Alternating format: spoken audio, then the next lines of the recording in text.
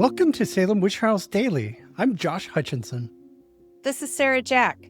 Today we're stepping away from Massachusetts to look at the historical events unfolding at the same time in 1692 over in Connecticut.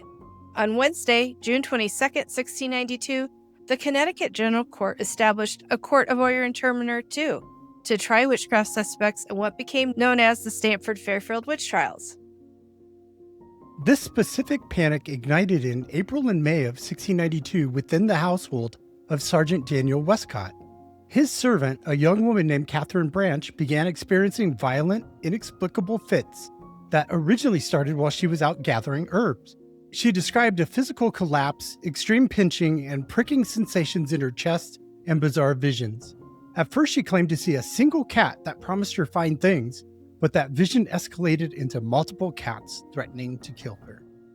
What is truly fascinating here is how the community responded compared to what we're seeing over in Salem during the same time. Popular belief makes it seem like Puritans completely rushed into witch hunts, but Stamford actually displayed a lot of skepticism.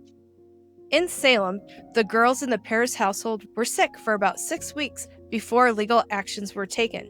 In Stamford, Westcott and his neighbors observed Katherine, tried a series of practical experiments to test her symptoms, and waited about 5 weeks before filing an official complaint. The official legal wheels didn't start turning until Katherine suffered a brutal night of 40 consecutive fits and finally cried out, "A witch, a witch." Westcott took the complaint to local magistrates, including Major Nathan Gold and Captain Jonathan Selleck, and Katherine pointed the finger directly at several neighbors: Elizabeth Clawson, Mercy Disborough, Goody Miller, Mary Staples, Mary Harvey, and Hannah Harvey.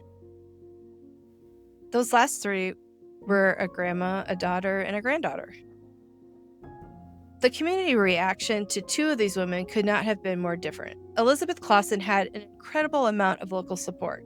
In June, 80 of her neighbors signed a formal petition defending her character, stating she was completely civil, orderly, and always counseled for peace rather than being a contentious busybody.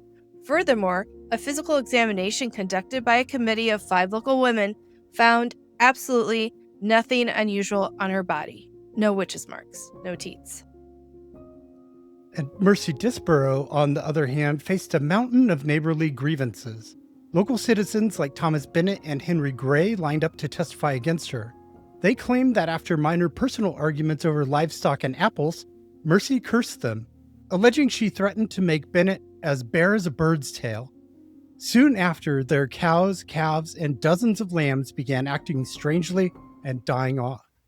To seal her fate, a body search by 7 women revealed an unnatural teat in her secret parts. Both women were ultimately subjected to the infamous swimming test, bound hand and foot and thrown into the water. Witnesses testified that both Clawson and Disborough failed the test in a classic lore fashion. They buoyed up and swam right on top of the water like a cork. When the cases finally reached the special court of Oyer and Terminer, the magistrates delivered a split verdict.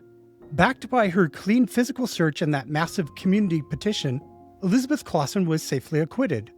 Mercy Disborough was officially convicted, but thanks to the later intervention and influence of figures like Gershom Bulkeley, a minister who helped officials see that 2 witnesses were needed to every event and spectral testimony was bogus because only one person could see it and nobody else could corroborate what they were seeing. And so she was granted a reprieve based on the strength of people like Gershom Bulkeley standing up for the truth.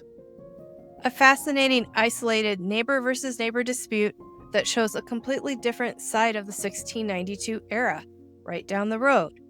Following the trial's conclusion, Sergeant Westcott decided he had had enough of Stamford.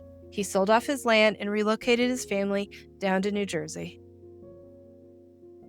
Thank you for joining us today on Salem Witch Trials Daily. We will not have an episode for June 23rd. That was a very quiet day in the Salem Witch Trials. The specters seem to have taken the day off. See you on the 24th.